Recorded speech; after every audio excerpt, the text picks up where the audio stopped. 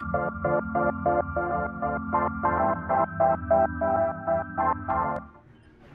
I'm Yamalite, you're watching Early Game View, and this is my first impressions of Space Pirates and Zombies 2. This game is coming out on Steam Early Access today as you are watching this video. It's probably already out. And this is a second part of the pretty awesome space game about pirates and zombies in space. It's made by a studio called MinMax Games, which is basically just two guys doing their games, and the first one was pretty amazing game for the price, and I think this one will probably live up to its to the expectations of people playing the first one. So without it tries to hide the UI from me. As you can see here, I'm playing the version 0.1.4. Maybe by the time the game is released, it will be updated even more, because over the course of the last couple of days I had like 3 or 4 updates coming out for it.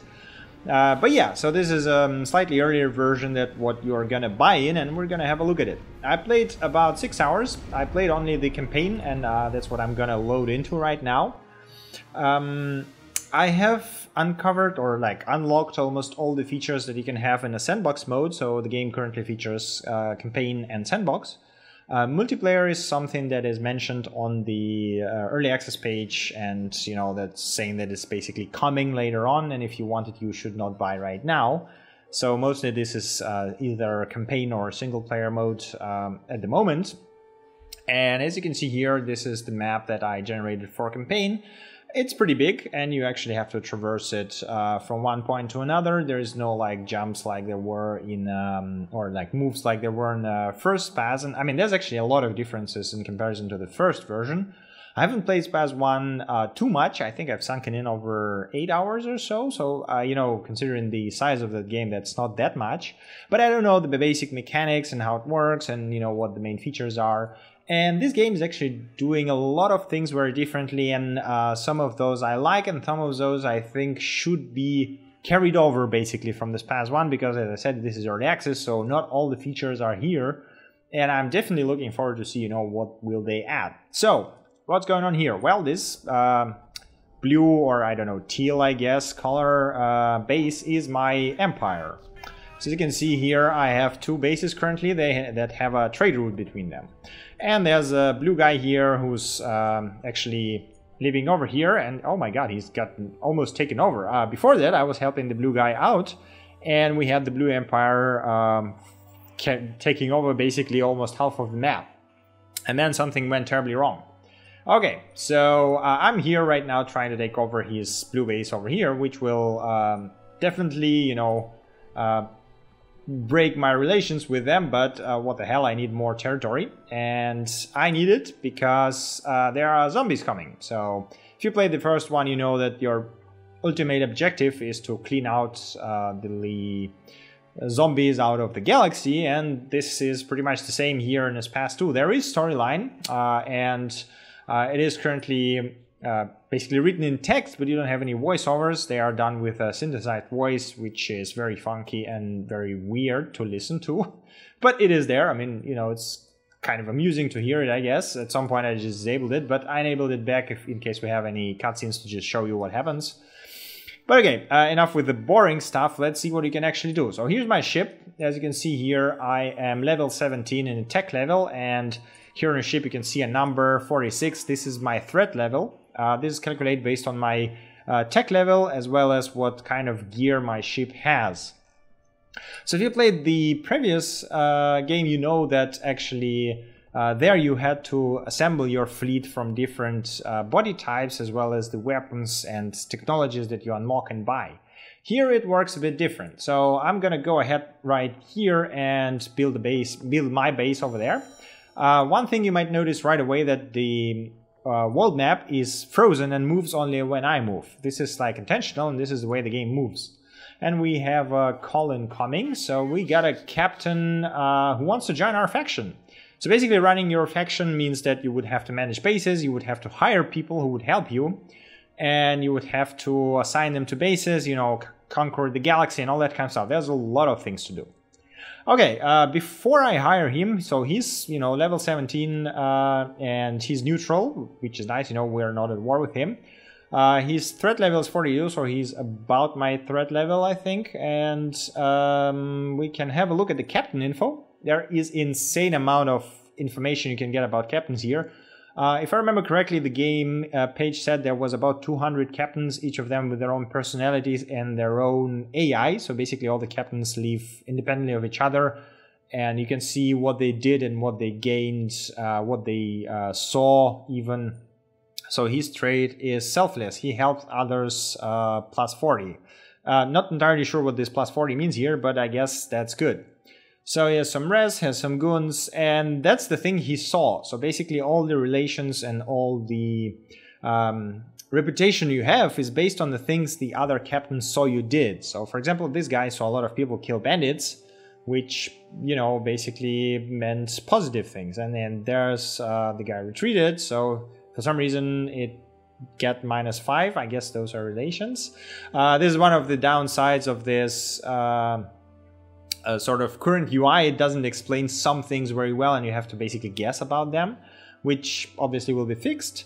And as you can see here, we can see the things that he did. So he traded with my base, he traded with some other guy, he witnessed the kill of bandits and some other things. And his faction relations, he's actually in a pretty good stand with my faction. I mean, not really good, but positive. So it's not very good with civilians and miners, which is fine for us.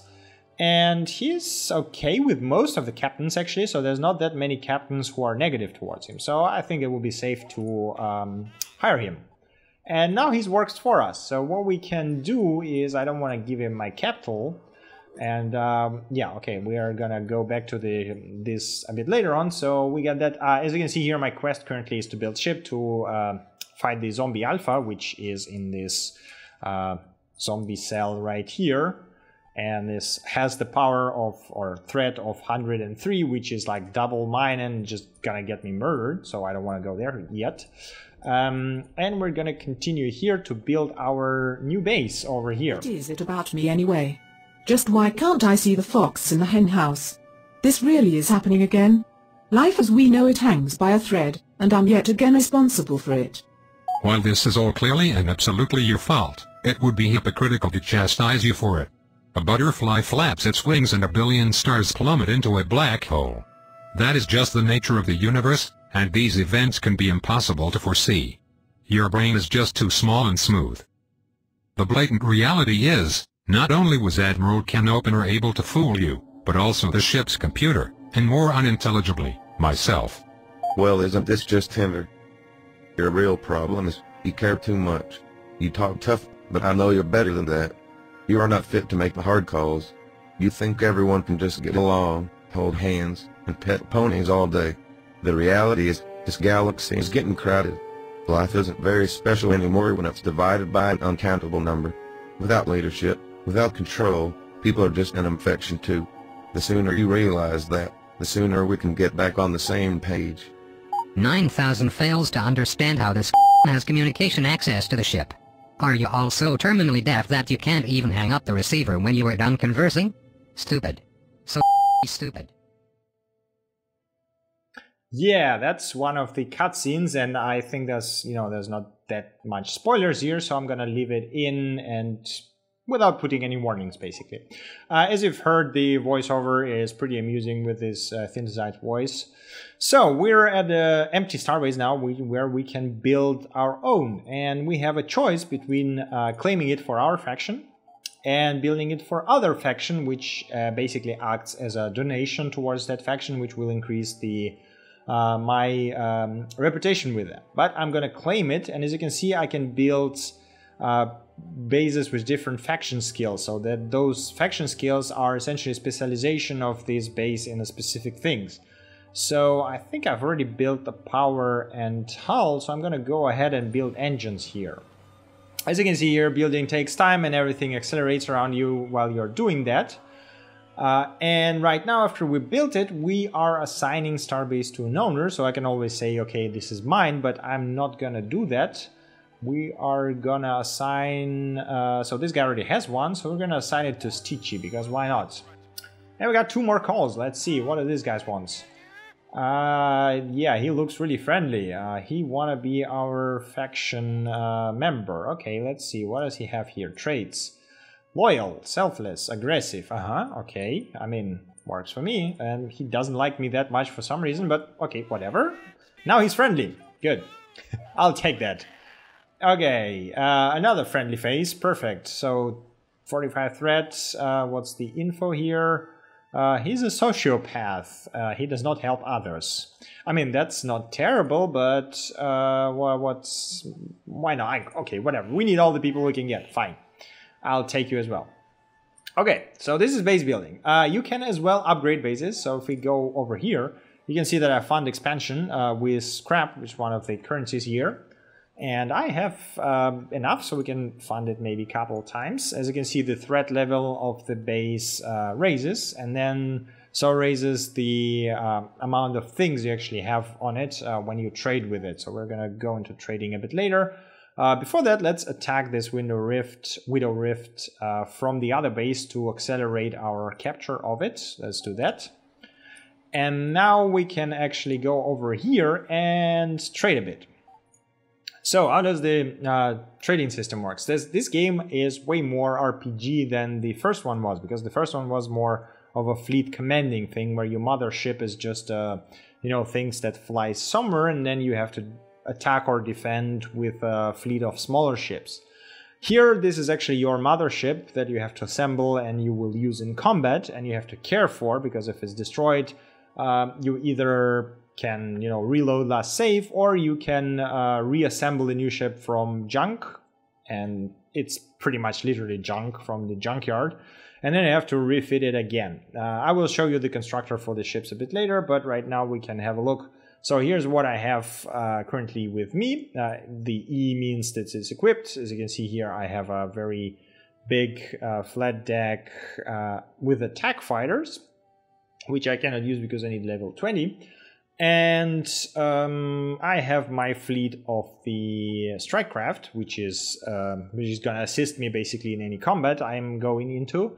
I'm gonna show it to you in a moment as well. And here's what's basically sold in the starbase we're currently at.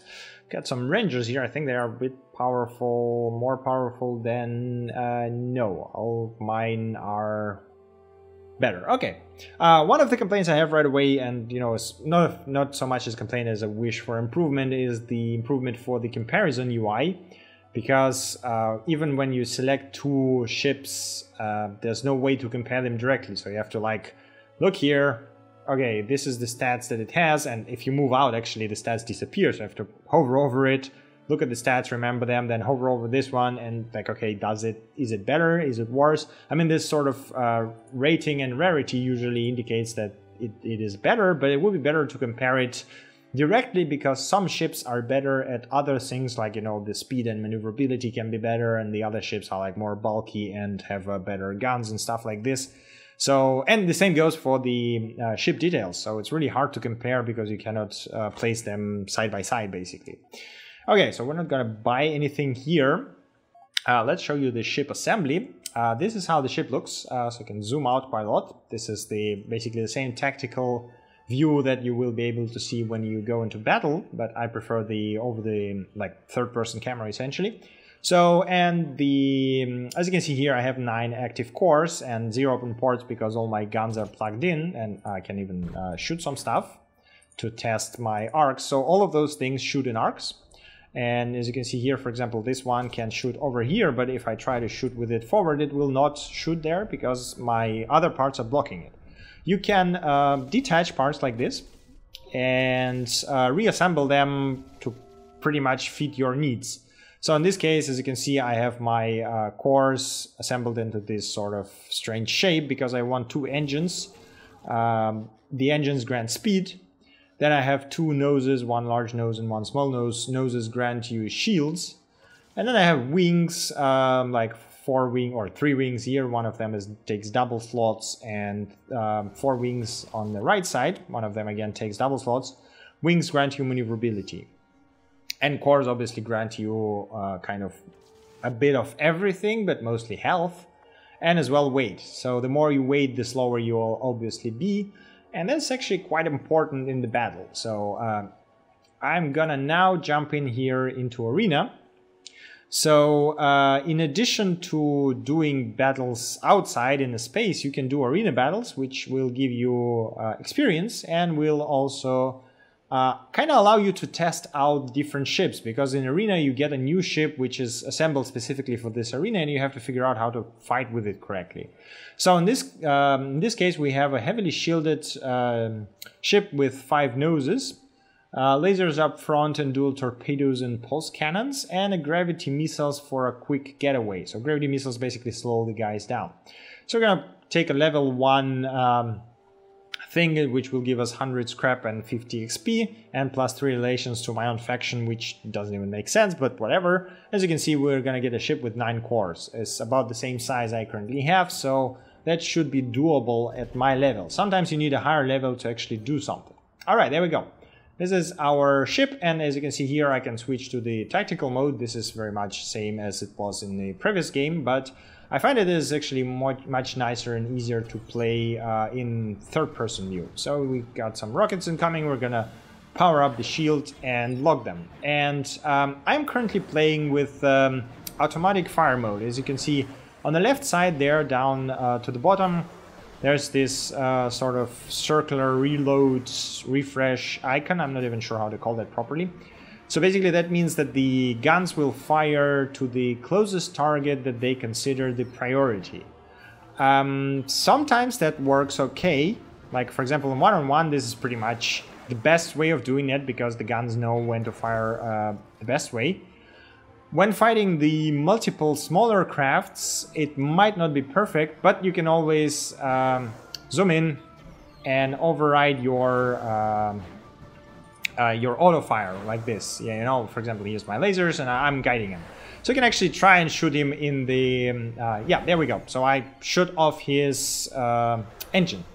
Now he's like super slow, and if he can move at all, he's actually gonna blow up in a few moments, so I don't want to be near it when it does, because the blow can, or like the shockwave can actually damage me, although that doesn't matter that much in the arena. Okay, we won. That was relatively easy combat, and we got our reward, and you know, it was nice and easy. But let's do something more interesting. Let's do the combat with actually strikecraft and in the space, and then I'll show you as well how you can get resources and stuff like this.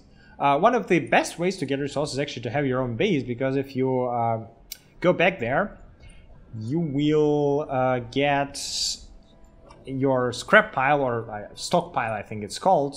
Let's do that. So we get some calling here. Let's see those guys. Yeah, I get some very interesting... He's honorable. Yeah, that picture definitely looks honorable. I mean, okay, let's get him. Some very interesting personalities get into my fraction. Vindictive, revenge plus 20, selfless, aggressive, okay. I mean, he's threat 32, level 21. Why not? Let's get him. The more people we have, the better. Okay, so let's continue to the base. I'll show you the resources. So basically, whenever someone trades on my station, I get a margin from taxes. Now you're really starting to piss me right off.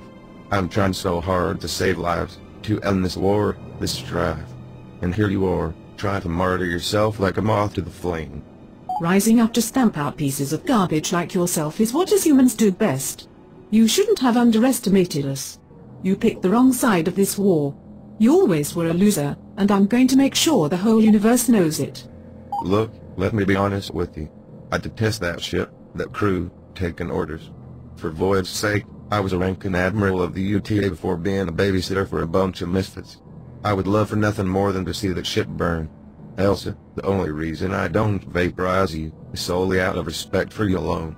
You are the only one on that ship that can be considered a human being. I'd hate for you to end up being a casualty in all of this, but I'm giving you a fair warning. Push this any further, and a casualty is all you'll ever amount to. Okay, we're starting to get threats because our empire grows quite a lot. Right, so here you can see I can collect stockpile, which will give me 3,895 scrap, which is a decent amount. We basically can build a new base for it. But before we can do that, I mean, yeah, I guess we have to save the money. what we can do is we can just go over here. First of all, I can show you the resources. So there are 3 resources here, the same as the previous game. You have res, which is used as fuel, which you need to have at all times to fly around. Goons, which is essentially the humans who, or clones, I guess, who manage your spacecraft. If you don't have enough of them, you will get your spacecraft damaged because no one will be able to maintain it. If you have too many of them, you will burn more res because, you know, you have to feed more people and, I don't know, burn more fuel for it. I'm not sure the logic behind it, but basically you don't want to have too much of them, but you want to have a bit more than you have in case you level up and get another core that will expand the amount you need to maintain your ship. And then you have scrap, which is basically the currency used for trading. So here's, for example, a scrap node. We can go over here. And there's 2 ways to collect them. First one, you can ransack, which basically you just get whatever is in there right now. Or if it's at 100%, you can harvest it. I was able to harvest some nodes sometimes, but you have to be extremely lucky because all the AI companions will just go and ransack everything whenever they have chances. So we're going to ransack this. We got 100 scrap. Not very effective on gaining scrap. And we're gonna ransack res because this is pretty much the only way of getting res aside from buying it, which is, you know, not very nice. Okay, now we got here our blue station, which we can actually... Okay, we got a raid here. We can try to just stop it maybe. And then we can try to attack that other station because I think we should be able to beat it. So here's our raid stopping. As you can see here, in addition to my mothership, I have 3 other strike craft, which goes along with me. So I'm gonna maneuver here to get my long-ranged gun to shoot at these ships. There you go. That they shouldn't be too much of a problem. I mean, it's just the tiniest strike craft. The raids are usually relatively easy to destroy. Another cool thing that you can actually do is you can use your gravity beam or whatever, the tractor beam, to throw rocks at things. For example, like this. I just killed him with a rock. And that actually works as well if you are like damaged too heavily and some of your parts basically can fall off, as I showed you in the previous battle. You can actually use your tractor beam if you're fast enough to drag it back and attach it. You won't gain your health back, but you will gain a part which will, you know, shoot and spew rockets and whatever after that. Okay, so we, as you can see, cleaned out this thing here. Let's see, he attacked... To get the raid going on here, can we, I mean, 36 versus 46, and then there's another 46 guy over here. Question is, will I get any of my guys helping me? Because if I don't, then it won't go very well. Why don't I thought I'd set up a raid over here? Something doesn't seem to raid rearming. Okay, because probably the old one got shut down or something. Okay, I see. I guess we can wait a bit until this raid clears. Let's see, does this guy wants to stop this raid? Yes, he does. Let's try to demand surrender. Okay, so we can actually demand surrender. We can bully other captains, right? Join my faction. I want to join him. Okay, the one demand surrender. I mean, I can just attack him because then I would have a strike craft from the raid helping. Plus he's the same level as me, doesn't seem that dangerous, he has a lot of wings, some heavy stuff there. We should be able to deal with him, so let's fight, I mean... And we got some of our people and some of his people helping as well. Let's see, so we got, yeah, so it's 2-on-2, and we got some power-ups here. So there are some power-ups on the field, which you are able to pick up to gain some advantage, like instant reloading, because the reloading your guns can take quite some time, and while you are reloading you are vulnerable. Oh god, this is going on really well. Okay, let's try to maybe get this guy. While our other fellow is fighting the other ship, let's get this guy out. You can ram things, so ramming is a valid strategy, but to ram effectively, you do need like a pretty... throw a rock at him. Come on, come on, come on, come on, come on. There we go. Have some rocks. So as I was saying, to ram effectively, you need a pretty large engines. Let's grab this thing over here. Come here. There we go. Power. Perfect. So, yeah, so I have only 2 engines, one of them is small, and I'm mostly built to be maneuverable and have a lot of guns on my wings, which works pretty well. Okay, let's shoot at this guy, and someone's part is flying around. We will be able to pick this up after the battle is ended. So we got the first one, and the second one is trying to run away. See if we can actually get him. He's probably gonna run away. Can I ram him away? You can try to ram him away from the teleport area, basically. Let's do that. Come on, go away. And nope, he was able to warp out, but I mean, we won. Let's see what we got here. So we got some cores, and we got some pretty nice level 20 gear. We got some res goons, and yeah, that stuff is not so nice. So after the battle, you got this scavenge node left, which you can actually scavenge, and that's what we're gonna do. We found some new nose, and we can try to scavenge it again. Cool, we found another subcore. Perfect. And then after that, I think we can just attack... We can repair our ship, because why not? And after that, level 36... no, okay, we got 1 friendly captain over here. We got 1 friendly captain, 2 friendly captains fighting with a pirate. 31, that's the one that ran away. I guess we can try to fight this one. Go to war. Okay, I have to go to war. Okay, so wait. I don't want to go to war with them because I am kind of friendly with them as far as I remember. Where are they? Miners there, sovereignty. Yeah, so like I'm kind of neutral, plus 23, so I don't want to attack them directly, basically. Okay, I think I'm just gonna prevent you from stopping my raids, because that's what I want. I want to raid your thing and I want to capture it, but I don't want to declare war with you. Obviously, this is okay. Okay, let's do one more battle, and then I think after that we can wrap it up, because you've seen pretty much everything that the early access version will have to offer. You haven't seen the zombies, essentially, but they are not that much different from normal ships in space. So let's ram him, there we go, and now we can just push him into the asteroids. Whoa, no. Let's not be close to him when he blows up, because this is never nice. As you can see, yeah, the whole combat takes place in like a flat plate, basically. You cannot fly up or down, so it's very much close to what was there in the SPAZ 1. And he's down, he dropped his nose, nice, we're gonna capture that. I'll just take down this one. And I think we're done here. Yep, area clear, nice. I actually destroyed him. That's probably gonna break my relations to the blue guys, but to hell with it. So I'm gonna scavenge those resources. Maybe I should have taken the scavenge node.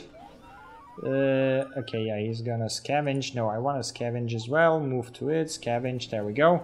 Scavenge node takes like several tries to scavenge completely, so... damn it, he was first, so if you're not the first, you're not gonna do that. Got another guy here. I mean, we can attack these tiny guys with transport, but it's neutral. Okay, this one is hostile, so we can kick his ass as well. Stop attacking my attack raids. Okay, how many opponents do I have and how many proponents do I have? I have, okay, 2 versus 1, and he's already saying farewell and he tries to run away. Let's try not to give him a chance to run away. Some missiles going towards him, and he's just heading towards the exit, basically. Come on, shoot the missiles over there. Good. Come on. Need a bit closer. My boost is not... I mean, my speed is well beyond his. He has 3 engines. I have only 2, and one of them is small. But I think I should be able to block him off from going there. There we go, and push him away from here. There we go. Come on. Nice and easy. It's quite important to basically outfit your ship with a variety of weapons that do different damage to, like, shields, hull, armor. Hey, stop shooting at me. What did I ever do to you? There we go. Okay, I think he's... Is that it? Someone else here? Let's go. Area clear. There we go. Okay, so we defeated him. Can grab all of that. Murder to me when we have unused analytical data like this. Unless you wish to fall asleep one night and never wake up. You'll make haste now. Look at this data at once. And we actually leveled up, so I can show you level up system. At the moment it's pretty simplistic. You only get to pick one of 3 perks.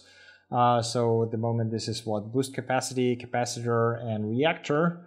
Do I want a more weapon and shield power? Nah, I think I want a more reactor, like reload speed is quite important. Sometimes you get a free perk as well, but you know, it's not as elaborate as the leveling systems that was in the SPAZ 1, where it allowed you to basically do research and research different components and stuff like this. So okay, we have this thing here which is almost finished. I would suggest we go... Oh, we can actually harvest... No, we can't because he's already harvesting it. So let's grab the res here. And then... How...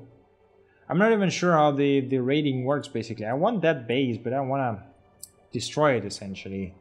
Okay, I guess... I mean, we can wrap it up here because I can play that forever. I already played for 6 hours and I still find it very interesting to basically, you know, fiddle with all of those parts. So this is Space Pirates and Zombies 2. You can grab it on Steam Early Access for $20 or your original equivalent. I believe it will be 10% off for the first couple of days. And, you know, if you are like the sort of huge spaceship combat from third person in one plane and empire management game, then definitely have a look at it. If you want something closer to the original one, then this is probably not quite what you would expect, but I still find it a really cool twist on the whole SPAZ idea. Okay, we can actually sell a bunch of stuff here. I don't want all of those cores. I don't want all of those things. I have a lot of... Maybe I should just stash them, so we can sell that stuff. I don't need so many goons. Can sell maybe 100, and okay, that was underpay, but whatever.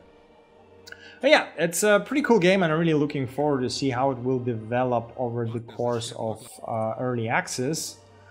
And I've been enjoying it so far, and it's pretty cool. So yeah, this was Space Pirates and Zombies 2. Thank you for watching, and as always, see you next time.